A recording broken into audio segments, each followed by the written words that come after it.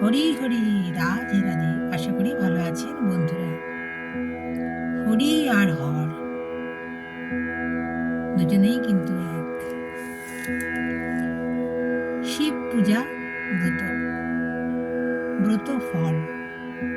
কুমারীগণ যথাবিধি এই ব্রত পালন করলে শিবের মতো প্রতিলাভ করিয়া থাকেন। ব্রত কথা। কৈলাস পর্বতে একদিন মহামায়া দেবাদিদেব মহাদেবকে জিজ্ঞাসা করলেন, হে ভগবান, কুমারীগণ কি ব্রত পালন করলে নিজ মনোমত স্বামী লাভ করতে পারে, তাহা আমায় বলুন। মহামায়ার সে কথা শুনে সহাস্য বদনে মহাদেব বললেন, দেবী, তোমার কি স্মরণ নাই কার তপস্যায় তুমি আমাকে লাভ করেছ? মহামায়া বললেন, হ্যাঁ দেব, আমার স্মরণ আছে। আমি আপনাকে আরাধনা করে আপনাকেই পেয়েছি। কিন্তু সে কথা আলাদা।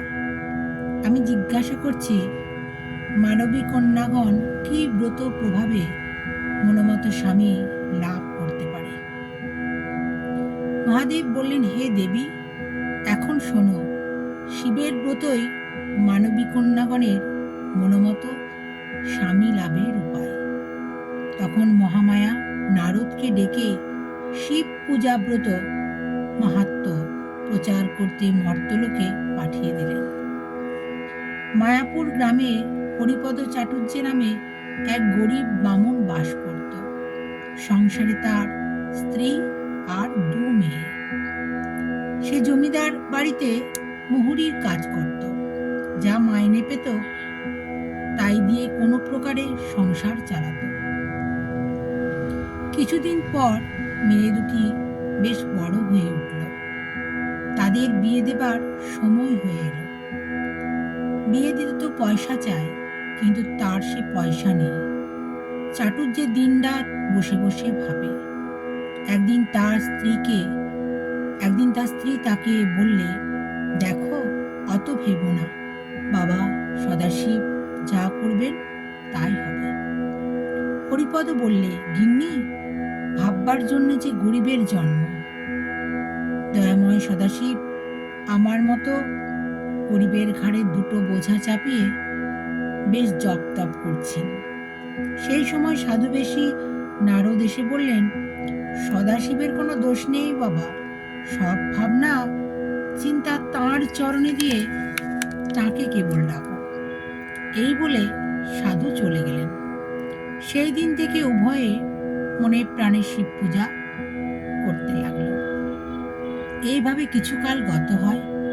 একদিন দাওয়ায় বসে বামনি 2 মেয়ে নিয়ে কথাবার্তা কইছে। এমন সময় সেই সাধু এসে বললেন, মা, বাবা সদাশিবের ব্রতের মাহাত্ম্য তোমার 2 মেয়েকে বলে যাচ্ছি। ব্রত করলে তোমার 2 মেয়ের উপায় বাবা সদাশিব করে দেবেন। মেয়ের ভাবনা তোমাদের আর ভাবতে হবে না। তারপর 2 মেয়েকে বললেন, আমি বলি, তোমরা শোনো। শিব পূজার মন্ত্র, জল ঢালার মন্ত্র। শিল শিল টন, শিলে বাটন, শিল অঝরে ঝরে, স্বর্গ হতে ভোলা বলেন, গৌরী ওরা কি ব্রত করে?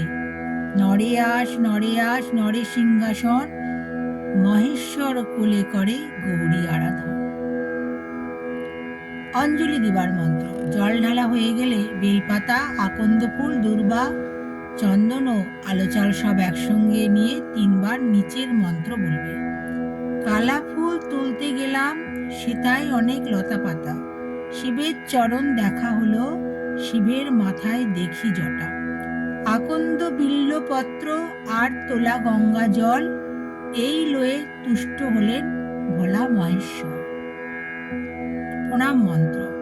নমঃ শিবায় নমঃ, নমঃ শিবায় নমঃ, নমঃ শিবায় নমঃ, নমঃ সুরায় নমঃ, নমঃ বজ্রায় নমঃ, শিবায় নমঃ।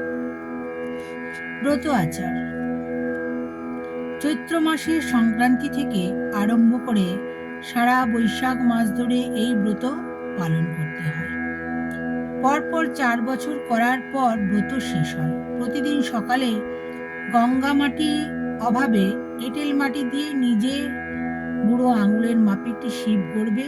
শিব গড়া হলে পূজার স্থান বেশ করে পরিষ্কার করবে।